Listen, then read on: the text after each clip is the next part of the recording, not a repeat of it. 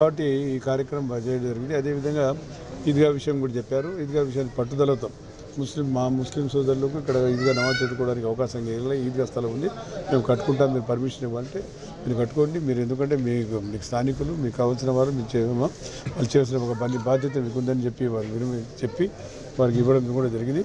అక్కడ చిన్న ఏదో డిస్ప్యూట్ ఉందని అన్నారు, దాన్ని కూడా పరిష్కరిస్తాం. ఎందుకంటే ముస్లిమ్స్ డిస్ప్యూట్ రాకూడదు.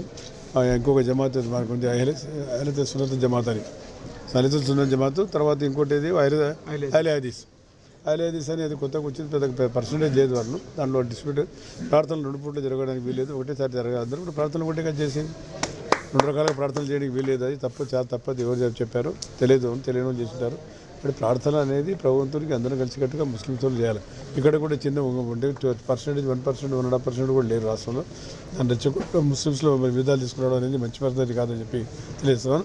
కాబట్టి అందరూ కలిసికట్టుగా పండుగను ఎంతో ఘనంగా మీరు చేసుకోండి మన ఆచారం ప్రకారం. అంతేగాని దీంట్లో మీరు డిస్ప్యూట్ తీసుకొచ్చి ఇది వర్గం, దాంట్లో వర్గాలు ఎందుకండి?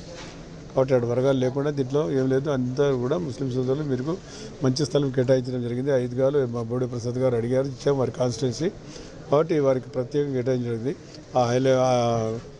ఆ జమాత్ పేరు నేను చెప్పడం సరి బాగుండదు. కాబట్టి వాళ్ళు తక్కువ స్థాయిలో ఉన్నారు, ఎక్కడ లేదు.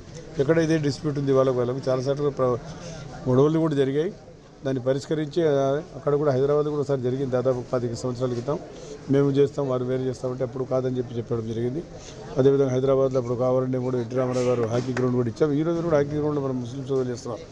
ఆ రోజుల్లో హైదరాబాద్లో కూడా మంచి కార్యక్రమం చేశాం. మళ్ళీ విజయవాడలో మన రాష్ట్ర ఇది ఇప్పుడు అమరావతి మన క్యాపిటల్ అయినా విజయవాడనే ఆల్మోస్ట్ క్యాపిటల్గా ఉన్నట్లే కదా. కాబట్టి ఈ క్యాపిటల్లో ఈరోజు మంచి కార్యక్రమాన్ని మనం ఆహ్వానించి నాకు మరి ముస్లిం సోదరులతో పరిచయం చేసినందుకు ముఖ్యంగా బోడే ప్రసాద్ గారికి ధన్యవాదాలు తెలియజేస్తా ఉన్నా.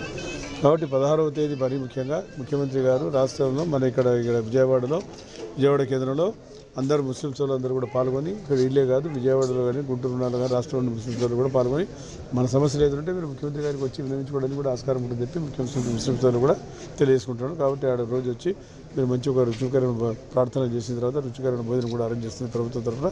దాన్ని మీరు ఆలకించి దయచేసి పోవాల్సిందిగా కోరుతా ఉన్నాను. Thank you.